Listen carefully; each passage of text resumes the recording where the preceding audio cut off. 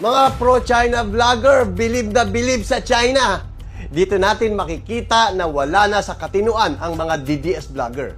At wala na silang pakialam sa bansa. Basta kumita lang.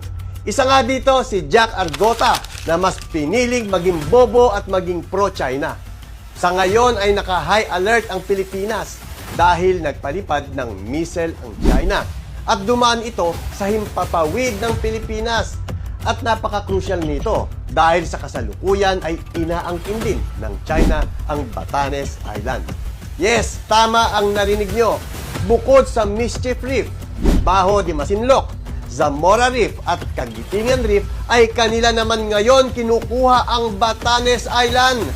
Buti na lang kokonti ang mga DDS vlogger dahil puro sila tanga na handa silang mamatay alang-alang kay Duterte, hindi para sa bayan. Kaya huwag natin hayaan na maupo si Sara Duterte bilang presidente dahil masasakop na tayo ng China.